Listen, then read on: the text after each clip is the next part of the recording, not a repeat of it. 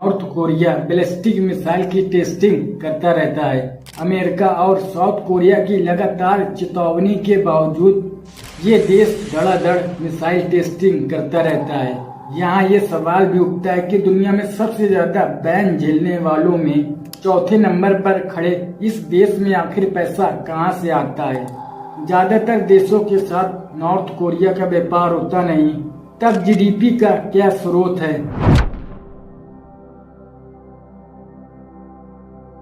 Statistical research department के अनुसार north Korea पर 2000 से ज्यादा पाबंदियां लगी हुई हैं। इससे पहले रूस, ईरान और सीरिया का नंबर आता है। इतनी पाबंदियों में जीने के बाद ये देश लगातार अपनी सैन्य ताकत दिखाता रहता है।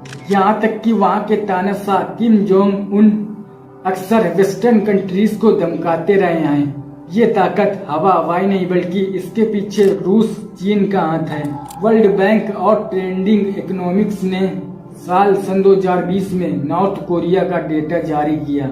इसके मुताबिक देश की जीडीपी 18 बिलियन डॉलर थी। अपने पड़ोसी देश साउथ कोरिया की तुलना में ये कम तो है, लेकिन ग्रोथ रेट लगातार दिख रही है। खासकर व्यापार के लिए उस पर जितने प्रतिबंध हैं, उसे देखते हुए ये जीडीपी कम नहीं। ये देश सैन्य ताकत पर भी खुद को मजबूत कर रहा है। इसमें एक के बाद एक मिसाइल टेस्टिंग भी शामिल है।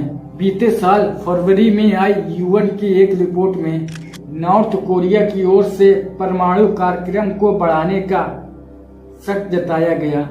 रिपोर्ट में कहा गया कि नॉर्थ कोरिया मिसाइल को बनाने, तेजी से उनकी तैनाती, समुद्र के रास्ते लाने ले जाने और मिसाइल ताकत में तेजी से बढ़ोतरी करने की दिशा में है। न्यूज एजेंसी रॉयटर्स के अनुसार यूएन की रिपोर्ट कहती है कि अपने परमाणु कार्यक्रम और मिसाइलों के लिए पैसे जुटाने के लिए क्रिप्टो करेंसी एक्सचेंज पर साइबर अटैक कर पैसे की उगाही इस देश के लिए आय का प्रमुख है। और इसमें नॉर्थ कोरिया के सीक्रेट वेपन प्रोग्राम के बारे में कई दावे किए गए हैं। रिपोर्ट में कहा गया है crypto currency exchange and financial institutions पर साइबर अटैक से पैसे जुटाना नॉर्थ कोरिया के लिए सबसे बड़ा आय का स्रोत है। साइबर अटैक से साल 2020 और साल 2021 में मिडिल तक नॉर्थ कोरियन साइबर अटैकर्स ने नॉर्थ अमेरिका, यूरोप और एशिया के 3 क्रिप्टो करेंसीज एक्सचेंज से ही $50 मिलियन से अधिक की रकम चुरा ली। नॉर्थ कोरिया के लिए सबसे बड़ा आय का स्रोत तस्करी भी है।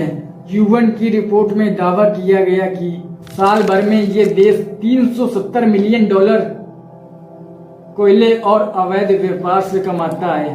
साल 2017 में चीन ने यूनाइटेड नेशन का साथ देने के नाम पर साल भर के लिए उससे कोयले का एग्रीमेंट रोक दिया, लेकिन तब भी कोयला इंडस्ट्री फलती फूलती रही। नॉर्थ कोरिया को इसके पाइन मसूर के लिए भी जाना जाता है।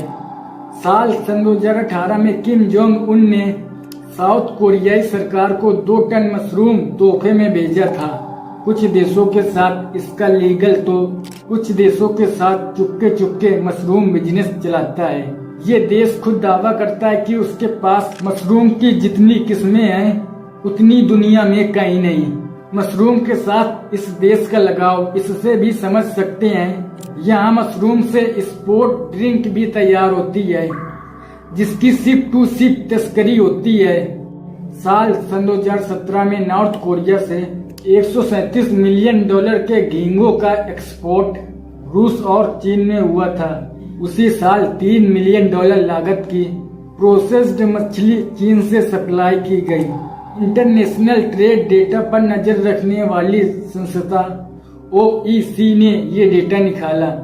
नॉर्थ कोरिया में वैसे तो कपड़ों के व्यापार की खास चर्चा नहीं होती, लेकिन बीते कुछ सालों में ये विवाद होने लगा कि मेड इन चाइना लिखे कपड़ों और असल में चीन नहीं बल्कि उत्तर कोरियाई कारखानों में तैयार हो रहे हैं। ओईसी का ये भी कहना है कि चीन और रूस के साथ भले ही उसका ज्यादा व्यापार होता है, लेकिन कई दूसरे देश भी नॉर्थ कोरियाई व्यापार को चलाया हुआ है।